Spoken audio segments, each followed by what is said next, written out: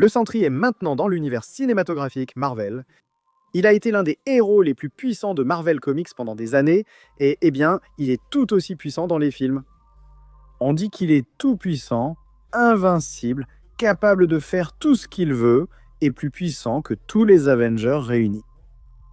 Mais est-ce vraiment vrai? Le Sentry pourrait-il vraiment vaincre les Avengers tout seul? Eh bien, aujourd'hui, nous allons essayer de le découvrir. Et depuis que cette question tourne en boucle, depuis que Valentina a fait ce commentaire dans la bande-annonce des Thunderbolts, certains disent qu'elle ne parlait pas vraiment des vrais Avengers comme Thor, Iron Man, Captain Marvel, Hulk, des héros de ce genre. À la place, peut-être qu'elle parlait des Avengers actuels, c'est-à-dire juste le nouveau Captain America et Faucon Junior. Dans ce cas, c'est la comparaison la plus nulle de tous les temps. Tu essaies de présenter un héros comme un dieu. Tu dis qu'il est plus puissant que ces deux-là réunis. Ouais, ce n'est pas très impressionnant.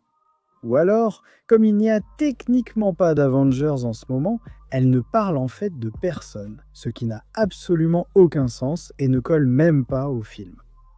Non, je pense qu'elle dit clairement que Sentry est plus puissant que les Avengers d'origine.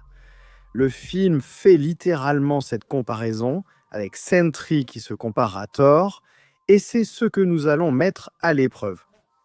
Mais il arrive un moment où savoir qui est un Avenger et qui ne l'est pas devient un peu confus. Et aussi puissant que soit Sentry, je ne pense pas qu'il soit assez fort pour battre des héros comme Thor, Captain Marvel, Doctor Strange et surtout Scarlet, tous en même temps, si cette dernière compte encore comme une Avenger. Donc, disons simplement qu'il s'agit de l'équipe d'origine.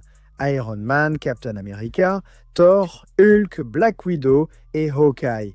Mais ils peuvent tous être à leur meilleur niveau. Robert Bob Reynolds est un individu souffrant de troubles mentaux, approché par Rox pour participer au projet Sentry, qui vise à créer le super-héros ultime. Reynolds a réussi à survivre aux expériences, le seul à l'avoir fait, et il est devenu extrêmement puissant grâce à cela. Vraiment extrêmement puissant. Pour commencer, il possède une force et une résistance absolument incroyables, qui restent même supérieures à celles de Thor et de Hulk. Le problème ici, c'est que Sentry a affronté les Thunderbolts, qui ne sont au mieux qu'une bande de super soldats de niveau urbain. Et Sentry se retenait pendant qu'il le faisait.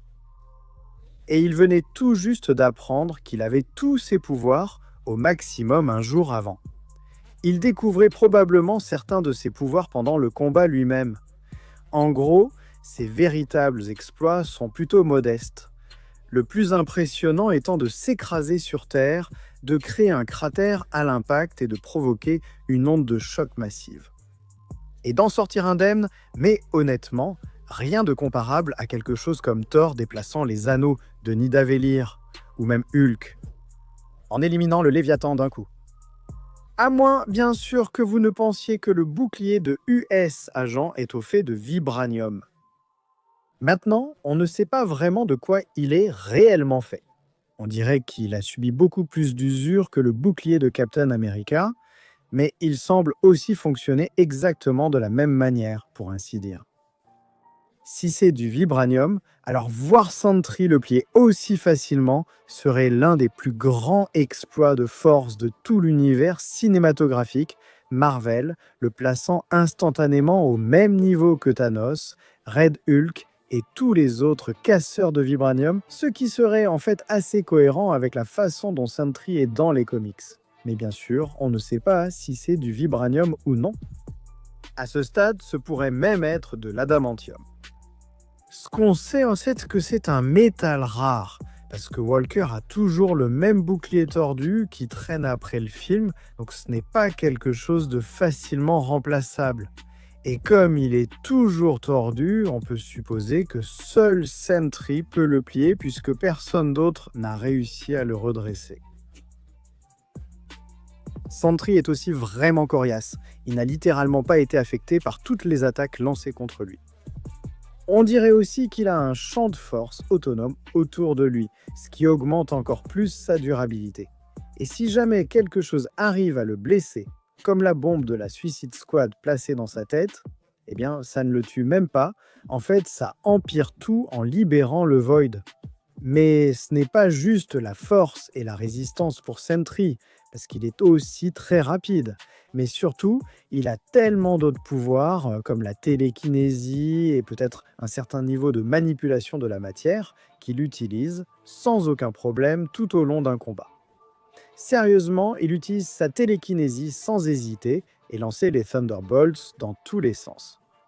Il a aussi une certaine manipulation de l'énergie, soit une vision thermique invisible, soit il peut simplement chauffer les choses par la pensée. Il avait fondre le pistolet de United States Agent, mais plus significativement, pendant qu'il faisait fondre le bras en vibranium de Bucky, précédemment tout en subissant une décharge maximale d'Iron Man. La vision, la pierre de l'esprit, et ensuite la foudre de Thor pour faire fondre le vibranium, et Sentry faisait tout ça tout seul, sans effort.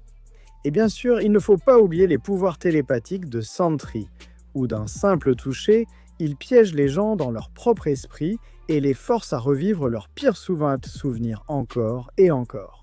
Donc oui, je dirais qu'il est sacrément puissant. Au pire du pire, si le Void est libéré, ce que tu ne veux vraiment pas voir arriver, et dès le départ, il est très évident que Black Widow et Hawkeye ne vont rien pouvoir faire ici. C'est très clair. Sentry jouait simplement avec Yelena, et elle n'était même pas une menace pour lui, pas le moins du monde. Yelena et Widow devraient être à peu près du même niveau, tout comme Hawkeye. Aucune de ces flèches ne fera quoi que ce soit contre Sentry, que ce soit à cause de sa durabilité ou du champ de force automatique qui l'entoure. Captain America devrait être tout aussi inutile aussi. À moins que tu veuilles lui donner Mjolnir. Captain America devrait être à peu près du même niveau que US Agent et Winter Soldier. Et si tu veux dire que Steve est meilleur et plus puissant qu'eux, eh bien ce n'est pas de beaucoup. Eh bien non seulement Sentry a complètement ridiculisé Walker, mais il est simplement resté là pendant que Bucky le frappait de toutes ses forces en essayant vraiment de lui faire mal, et il ne l'a même pas blessé le moins du monde. Sentry était encore moins affecté et dérangé que Thanos ne l'était quand Cap l'a frappé, et je pense qu'on peut même dire que Sentry pourrait être plus résistant que Thanos, bien plus que Steve ne l'est par rapport à Bucky. On va donner Mjolnir à Cap juste pour dire qu'il peut participer au combat, mais honnêtement, je ne sais pas si ça va vraiment changer grand-chose. Et voici une autre chose. Iron Man était foutu, parce que Tony n'a vraiment aucune solution face à Sentry, qui surchauffe simplement son armure et le fait cuire à l'intérieur de son propre costume. S'il fait fondre du vibranium d'un simple regard, eh bien rien ne va vraiment l'empêcher de faire la même chose. Ici, avec Iron Man, surtout qu'on a déjà vu que les anciennes versions des armures d'Iron Man étaient clairement vulnérables à ce genre de choses. Assez rapidement, il ne reste plus que Hulk et Thor, et ces deux-là sont vraiment puissants, comme Hulk. Et je sais que quand je dis Hulk, ça n'a pas le même impact que ça devrait vraiment avoir. L'univers cinématographique Marvel l'a un peu affaibli au fil du temps, mais ça reste Hulk. Le grand gars est incroyablement fort et il a accompli de sacrés exploits au fil du temps. Combattre Thor, frapper sur Thor, haut comme une montagne, en plein visage. Il met des coups au Léviathan ou même il casse le gant de l'infini. C'est vraiment impressionnant. Et puis Thor, c'est le légendaire dieu du tonnerre. Et pendant de nombreuses années, Thor a réussi à conserver le titre de plus fort des Avengers et de héros le plus puissant du univers cinématographique Marvel, ce qui ne devrait surprendre personne. C'est un dieu, il est incroyablement puissant. C'est le seul héros qui a véritablement démontré une force de niveau planétaire à l'écran. On peut même dire qu'il l'a fait à plusieurs reprises. Il s'est battu contre certains des méchants les plus coriaces qui existent. Il a démontré une vitesse digne de l'éclair. Il a réellement vaincu et presque tué des dieux auparavant. Et soyons honnêtes, Sentry n'a pas encore les exploits bruts nécessaires pour battre ces deux-là. Comme je l'ai dit, il a surtout affronté des héros urbains. Si les Thunderbolts essayaient d'attaquer Thor et Hulk, eh bien je me serais occupé de ces gars-là tout aussi facilement. Et d'après toutes les déclarations autour de Sentry, il est clairement sous-entendu qu'il devrait les battre.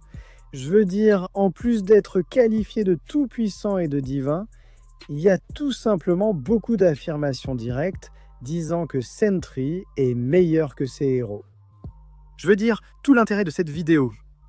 Il a été dit que Sentry était plus puissant que tous les Avengers réunis. Sentry lui-même s'est directement comparé à Thor. Ensuite, une affiche promotionnelle du film en Chine disait que Sentry avait plus de pouvoir que Thor, Vision et Captain Marvel réunis. Donc oui, cela fait pas mal d'affirmations qui montrent clairement que Sentry est plus puissant que Thor et Hulk, et rien de ce que Sentry a fait dans le film n'a contredit cela. Aucune de ces affirmations non plus. Et puis, même si Thor et Hulk arrivaient à s'allier pour battre Sentry, eh bien ils devraient ensuite affronter le Void. Et il n'y a aucune chance qu'ils battent le Void.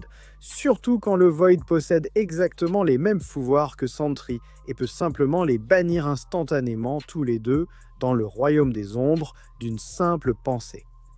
Et vu à quel point ils étaient vulnérables face à une sorcière rouge brute qui ne comprenait même pas ses pouvoirs, eh bien je ne pense pas qu'ils aient la résistance télépathique nécessaire pour contrer cette attaque.